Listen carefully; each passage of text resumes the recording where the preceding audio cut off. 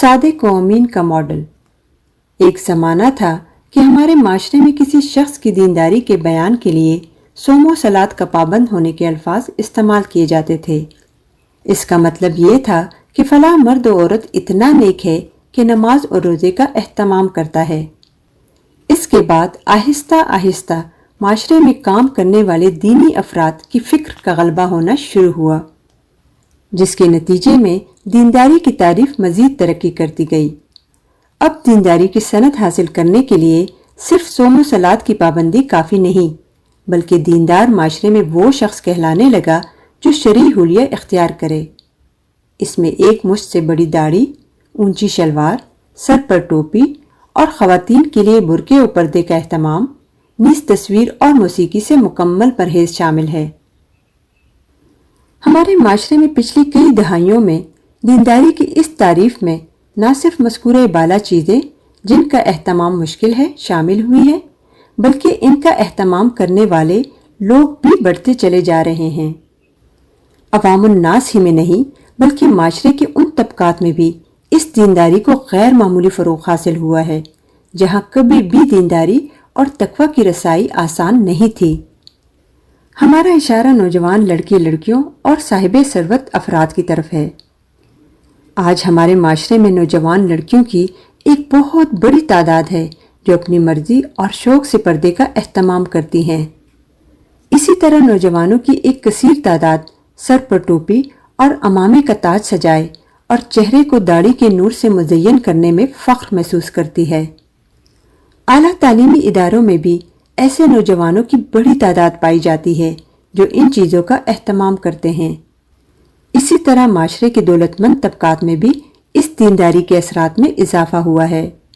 بڑے بڑے تاجر اور ان کی بیگمات دینی تنظیموں سے وابستہ ہیں اور ان کی اعانت کرتے ہیں۔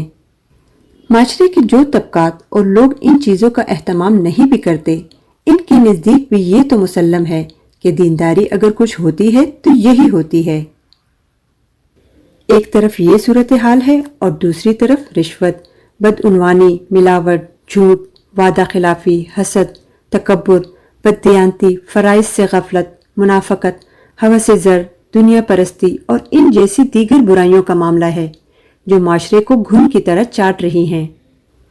عام لوگ نہ صرف بڑی تعداد میں ان برائیوں کا شکار ہیں بلکہ مذکورہ بالا دیندار لوگ بھی اکثر ان عیوب میں مبتلا نظر آتے ہیں۔ موسیقی کے بارے میں بڑے محتاط لوگ دولت کی جنکار کے پیچھے ہر اخلاقی حد کو عبور کرنے کے لیے تیار رہتے ہیں۔ تصویر کے معاملے میں حساس لوگوں کی اخلاقی تصویر اتنی بھیانک ہے کہ دنیا کے ہر آئینے کو سیاہ کر دینے کے لیے کافی ہے۔ داڑھی، ٹوپی، برقعے اور اونچی شلواروں والے لوگ بھی غیبت، جھوٹ، وعدہ خلافی، تکبر، حسد اور ریاکاری کو اپنا معمول بنائے ہوئے ہیں۔ ہمارے اس تجزیے کا مقصد یہ نہیں کہ ان کی نیکی کے معیارات ہی ان کے اخلاقی عیوب کی وجہ ہیں، ہرگز نہیں، بلکہ کہنے کا مقصد یہ ہے کہ ہمارے ہاں دینداری کا معیار کچھ ظاہری چیزیں قرار پا گئی ہیں۔ لوگ انہی کے بارے میں حساس رہتے ہیں اور جن اخلاقی چیزوں کی حیثیت دین میں مقاصد کی ہے وہ نگاہوں سے بالکل اوجھل ہو چکی ہیں۔ دوسری طرف جو ہستی دین کے معاملے میں ہمارے لیے رول ماڈل ہے، اس کی نیکی کی تصویر جو ہمارے سامنے آتی ہے وہ یہ تھی کہ آپ ایمان و اخلاق کے اعلیٰ ترین درجہ پر فائز اور بہترین اخلاق کے حامل تھے۔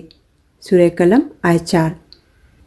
پچھلی صحیفوں میں آپ کی پیشگوئی آپ کی جن خصوصیات کے ساتھ کی گئی تھی ان میں آپ کی صفات اور سیرت کے حوالے سے سب سے نمایاں خصوصیت یہ تھی کہ یہ شخص الصادق الامین ہوگا۔ مکاشفہ 11۔ رسول اللہ صلی اللہ علیہ وسلم کے بدترین مخالف بھی آپ کی اخلاقی حیثیت کے معترف تھے۔ لوگ آپ کے دشمن ہو گئے لیکن امانتیں آپ کے پاس رکھواتے۔ وہ آپ کے پیغام کو نہیں مانتے تھے مگر کہتے تھے کہ یہ صاحب جھوٹ نہیں بولتے۔ وہ آپ کو اللہ کا رسول ماننے کے لیے تیار نہ تھے مگر انہیں یقین تھا کہ آپ کی بارگاہ میں کوئی مقدمہ پیش ہوا تو آپ اس کا فیصلہ عین عدل پر کریں گے۔ آپ کی سیرت اگر آپ کی ذات کا بیان ہے تو قرآن آپ کی تعلیمات کا بیان ہے۔ یہ قرآن جب کبھی اپنے مطلوب کردار کا بیان کرتا ہے تو اس میں صرف اور صرف ایک اعلیٰ ترین اخلاق کے انسان کی تصویر ہی سامنے آتی ہے، نہ کہ وہ تصویر جو آج دین کے نام پر پیش کی جاتی ہے۔ اس پس منظر میں یہ ہماری ذمہ داری ہے کہ اگر ہم لوگوں کو حساس بنانا چاہتے ہیں تو انہیں ظاہری اعمال میں حساس بنانے سے پہلے اس قرآنی ماڈل کے معاملے کو حساس بنائیں جو حضور کی سیرت میں ہمارے سامنے آتا ہے۔ یہ ماڈل الصادق الامین کا ماڈل ہے۔ یہ ماڈل حقوق اللہ اور حقوق العباد دونوں یکساں طور پر ادا کرتا ہے۔ یہ ماڈل اگر نماز روزے کا پابند ہوگا تو بددیانتی اور ہوس زر سے بھی پاک ہوگا۔ یہ اگر عریانی اور فحاشی کو ناپسند کرے گا تو غیبت، رشوت، حسد، جھوٹ اور وعدہ خلافی سے بھی بھاگے گا۔ یہ ماڈل ہر حال میں پورا تولے گا، عدل کرے گا، رب سے ڈرے گا اور بندوں پر رحم کرنے والا ہوگا۔ اگر سوسائٹی کو اچھا بنانا ہے، اگر معاشرے میں عدل و فلاح کو عام کرنا ہے، اگر جہنم کی آگ سے لوگوں کو بچانا ہے، اگر جنت کی وادی کو عباد الرحمن سے آباد کرنا ہے تو لوگوں کو الصادق الامین بنائیے۔ لوگوں کو ان کے اخلاقی لباس کے بارے میں، ان کی اخلاقی تصویر کے بارے میں حساس بنائیے۔ انہیں بتائیے کہ متکبر جنت میں نہیں جا سکتا، مومن جھوٹا نہیں ہو سکتا، جس میں عہد نہیں اس کا کوئی دین نہیں۔ حسد نیکیوں کو اس طرح جلاتی ہے جیسے آگ لکڑیوں کو۔